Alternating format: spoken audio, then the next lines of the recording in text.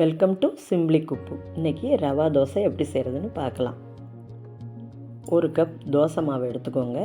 அரை கப் வெள்ளை ரவை எடுத்து தண்ணியில் ஊற வச்சுக்கோங்க. இப்போ ஒரு பாத்திரத்தில் ரெண்டையும் ஒன்றா மிக்ஸ் பண்ணிவிட்டு ஒரு தேவையான அளவுக்கு உப்பு அதில் சேர்த்துக்கோங்க.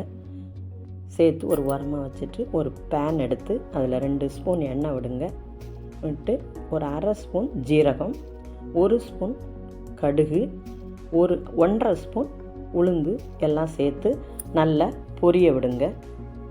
நல்லா கடுகும் ஜீரகமும் நல்லா பொரிஞ்சு வந்த பிறகு அதில் அரிஞ்சு வச்ச கருவேப்பிலையை அதில் சேர்க்கணும்.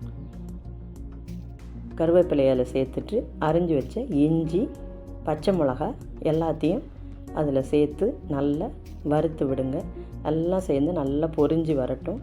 இப்போ ஒரு சின்ன பெல்லாரி வெங்காயத்தை அதில் பொடிசாக கட் பண்ணி அதையும் அதில் சேர்த்து நல்லா வதக்கி கொடுங்க. ரொம்ப கலர் மாற வேண்டாம். அதில் ஒரு 10 மிளகு முழுசாக சேர்த்துக்கோங்க.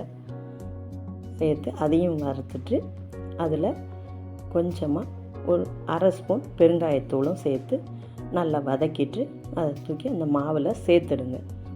இப்போ ஒரு சின்ன கேரட் எடுத்து நல்லா துருவி, அந்த பச்சை கேரட்டை நல்லா துருவி அதையும் அதில் சேர்த்து கொஞ்சம் கொத்தமல்லி தழையும் பொடிசாக கட் பண்ணி அந்த மாவில் சேர்த்துக்கோங்க. சேர்த்து நல்லா கலந்து விடுங்க. நல்லா கலந்து விடுங்க. மாவு ரொம்ப கட்டியாக இருக்குது, ஊற்ற முடியாது. அதனால் 1 கப் தண்ணி ஊற்றுங்க. ஊற்றி நல்லா கரைச்சிக்கோங்க. ரொம்ப நீர்க்க கரைக்கக்கூடாது. இவ்வளோ தான் தண்ணி ஊற்றணும்.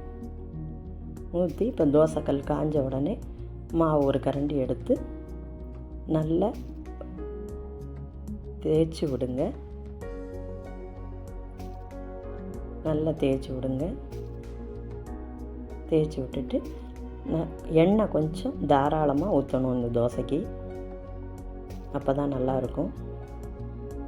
நல்ல எண்ணெய் ஊற்றிட்டு வேக விடுங்க. பொன் கலரில் வந்த உடனே திருப்பி விடுங்க. திருப்பி விட்டுட்டு அந்த பக்கமும் செவந்த உடனே எடுத்துடலாம். ரவா தோசை ரெடி.